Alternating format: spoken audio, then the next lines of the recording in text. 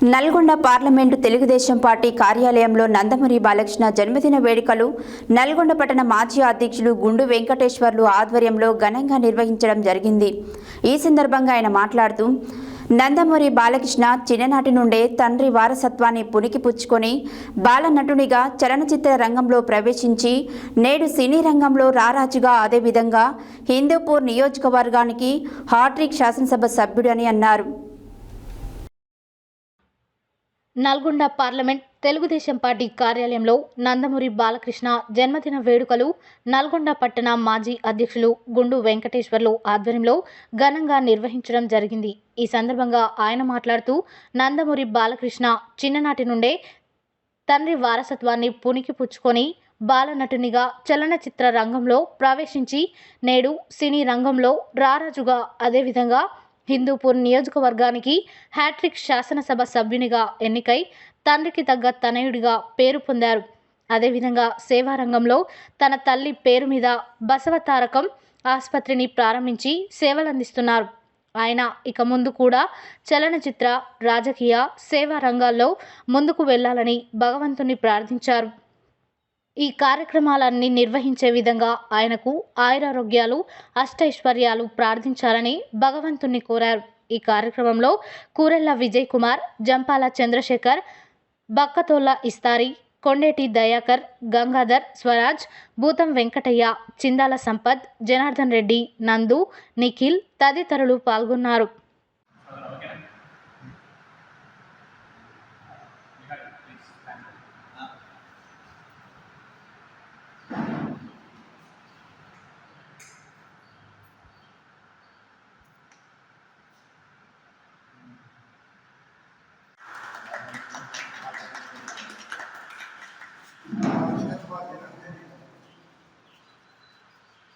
जय बालया, जय बालया, जय बालया, जय बालया, जय बालया, जय बालया, एनबीके लागे, एनबीके, एनबीके, एनबीके,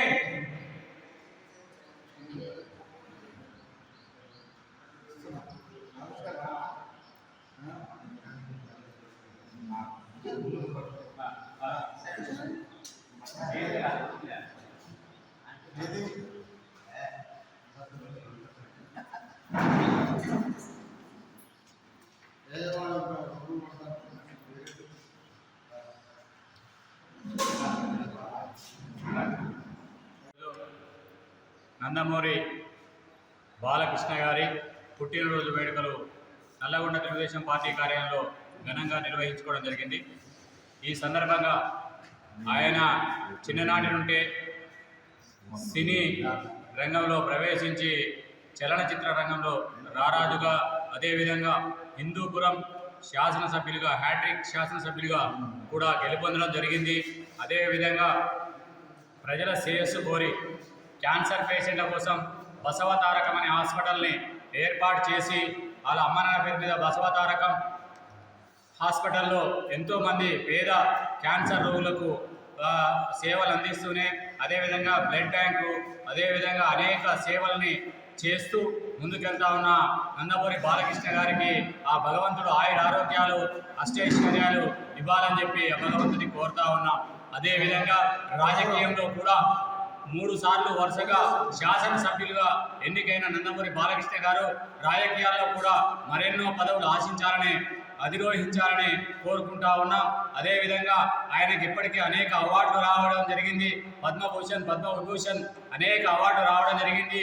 ఈ అవార్డుల ద్వారానే ఆయన పేరు ప్రఖ్యాతులు ఇవాళ ప్రపంచవ్యాప్తంగా విలసిల్లుతూ ఉన్నాయి. అదేవిధంగా ఇవాళ అఖండ 2 అనే చలనచిత్రంతో యావత్ ప్రపంచంలో తెలుగు ప్రజలున్నంత వరకు, తెలుగు ప్రజలున్నంత కాలం ఇవాళ ఆయన సినిమాలు కొనసాగుతాయి.